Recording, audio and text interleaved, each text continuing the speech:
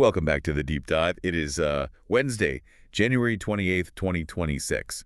And look, usually when we talk about commodities markets, we're talking about watching paint dry. Right. A few cents movement here, a percentage point there. It's the kind of stuff that puts normal people to sleep. But if you haven't looked at the terminal this morning or even just glanced at the business headlines, you might want to brace yourself. Yeah, today is definitely not a watching paint dry kind of day. It's more like, I don't know, watching a dam break. Not even close. Yeah. Copper, plain old, industrial, boring copper, has officially shattered every record in the book. We are looking at a price that has breached $13,000 per metric ton. $13,000. That is over $6 a pound. It is a staggering number. To put that in perspective for you, I mean, historically, copper moves in inches. Today, it jumped a mile. We are seeing prices that have essentially doubled in a terrifyingly short window. Wow. If you're in construction or electronics, this is a heart attack moment. People are calling it red gold now. Yeah. And frankly, going through the research you've pulled for today, it feels like we aren't just talking about plumbing pipes or, the pennies in your jar anymore. Oh, no. This feels like a fundamental shift in how the world actually values raw materials. It absolutely is. We are watching copper transform in real time. It is moving from a simple industrial input, something you buy at the hardware store, to plumb a bathroom into a strategic asset of national security. A strategic asset. In 2026, copper is becoming what oil was to the 20th century. So today we are going on a mission to figure out why. Why is the price exploding right now, specifically in January 2026? We've got a stack of sources here that is pretty heavy duty. We're parsing through market analysis from JP Morgan and Goldman Sachs. We've got trade policy documents from the White House regarding these Section 232 tariffs everyone is whispering about, and deep dive mining reports from Farmanaut and Crux Investor. And it is a fascinating mix of sources because they don't all agree on where we are going, but they all agree on the absolute chaos of the current moment. Right. It is really a perfect storm. You have the explosion of artificial intelligence, you have escalating trade wars, and you have legitimate physical disasters all converging at once. Okay, let's unpack this. I want to start with a bit of history to set the stage because I think it helps explain why this feels so weird. For decades, investors called this metal Dr. Copper. Dr. Copper. The joke was that copper had a PhD in economics. If copper prices were up, the economy was building things. If copper was down, a recession was coming. Is the doctor still practicing? Dr. Copper has essentially retired, or maybe he's been forced into a career change. See, in the past, copper was a barometer for demand, rebuilding houses or remaking toasters. Right. Simple stuff. Simple stuff. If the answer was yes, price went up. If no, price went down. But in 2026, copper isn't just predicting economic health, it is the physical constraint on it. It has become the connective artery of the modern economy. The connective artery. You just can't have a modern economy without it, regardless of whether GDP is up or down. Because of the nature of the tech we're building now. Precisely. We have to look at two distinct tiers of demand that are just breaking the old economic models. The first, and the one getting all the headlines lately, is obviously AI and data centers. Right. And I think we often think of AI as code, as software floating in the cloud. We forget that the cloud is actually a giant warehouse full of metal. Exactly. It is a physical place that generates immense heat and consumes immense power.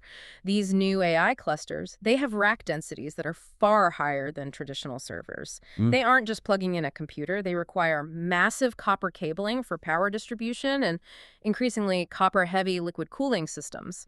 You cannot run these high-performance chips without a massive amount of red metal moving the electricity and moving the heat away. The numbers here are honestly wild.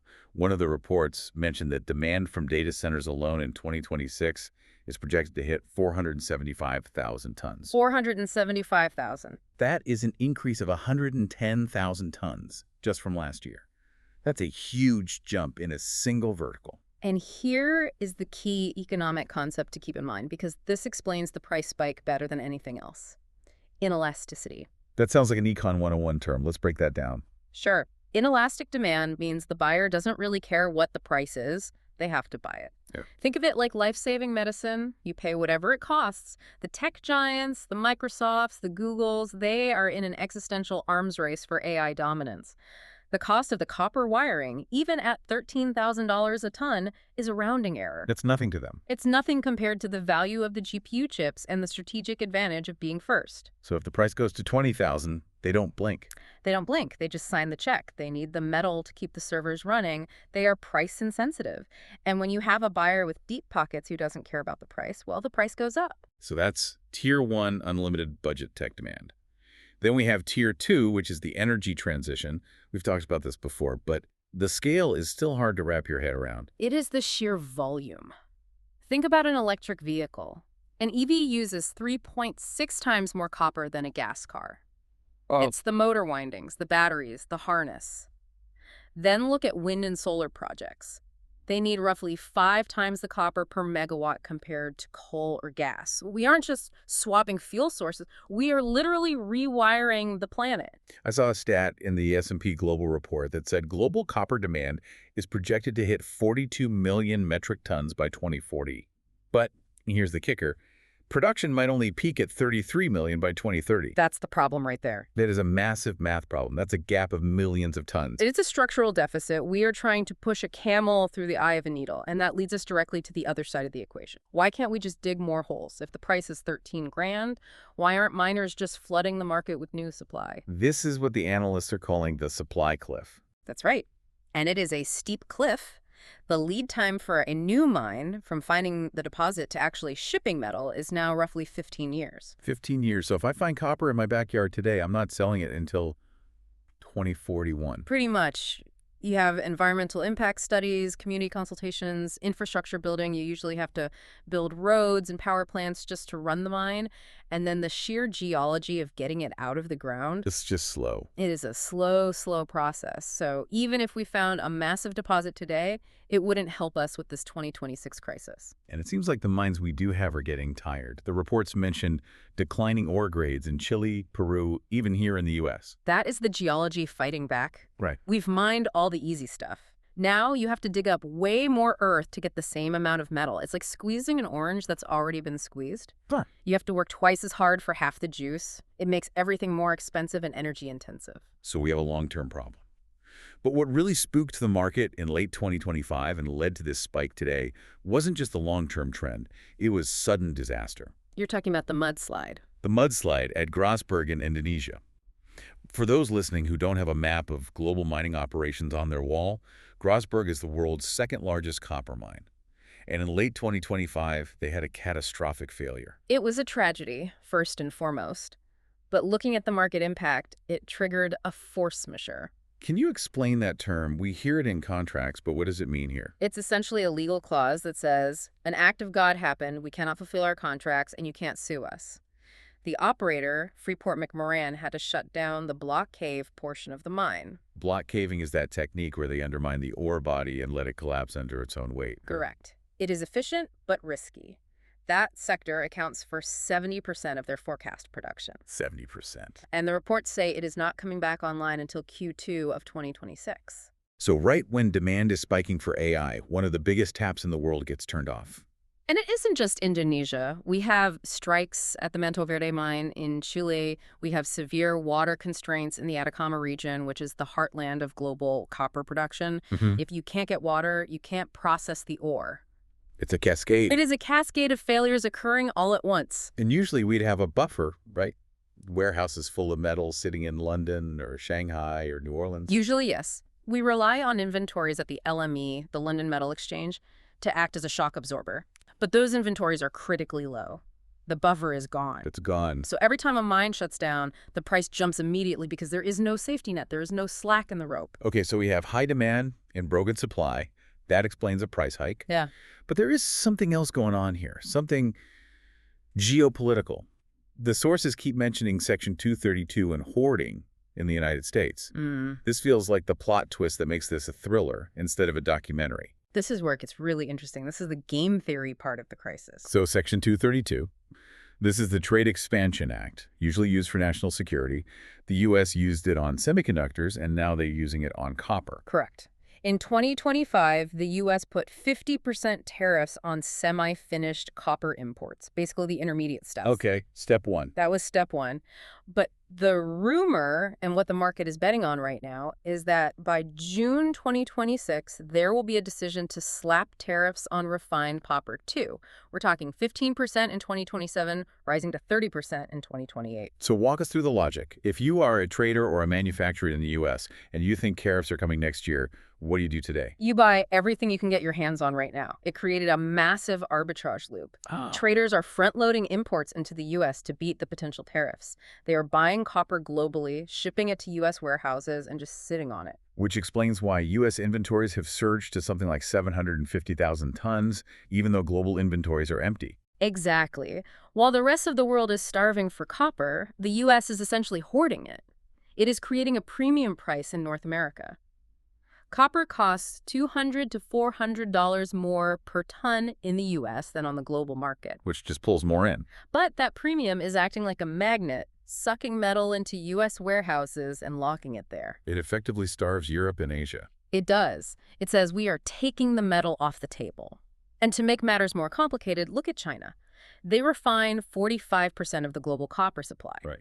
In response to all this, they imposed export licenses in late 2025. They want to keep their copper for their own solar panels and EVs. So you have the U.S. hoarding on one side and China restricting exports on the other. And the rest of the world is stuck in the middle paying $13,000 a ton. That is the dynamic. It is a resource nationalism war. Everyone is trying to secure their own supply chain, and the global market is breaking down because of it. Wow. We are seeing the fragmentation of the global commodities market. So what does this all mean for the price going forward? Because looking at the banks, there is a serious disagreement. We have a bull versus bear fight happening between JP Morgan and Goldman Sachs. A sharp divide. These aren't small disagreements. They are looking at two different realities. It is a sharp divide. Let's look at the bull case first, which is JP Morgan. They are looking at that supply cliff we talked about. They predict a continued deficit of about 330,000 tons in 2026. That is a lot of missing metal. It is. Their argument is that the supply disruptions, like the Grasberg mine, are sticky. They aren't going to be fixed overnight. It takes months to repair a block cave collapse. Right. And they believe China, despite holding back, will eventually be forced to buy at these high prices to keep their economy moving. So JP Morgan sees the price averaging over 12,000 and peaking around 12.5 in Q2. They think the red gold rush continues. Right. They see this as the new normal. But then you have Goldman Sachs. They are taking the bear, or at least the correction stance. They actually predict prices will drop back down to 11,000 by year-end. Why? If we have a shortage and AI is booming, why would the price drop? I mean, 11,000 still sounds high, but it's a big drop from 13. Their argument is that the current rally is speculative overshooting. They think the fair value is closer to 11,500. Their view is that this U.S. hoarding is a temporary panic. Okay. Once the tariff policy is clarified in June 2026, once we know for sure what the rules are, the panic buying will stop. And if the panic buying stops, all that inventory sitting in U.S. warehouses might start to look like a surplus. Exactly. Goldman forecasts a global surplus of 300,000 tons for 2026 because they think these high prices will actually hurt demand. This is demand destruction. If copper is too expensive, people stop building things or they switch to something else. That brings us to the so what of all this. Substitution. At what point does copper become simply too expensive to use? If I'm building a transmission line, do I have to use copper? We are getting close to the tipping point.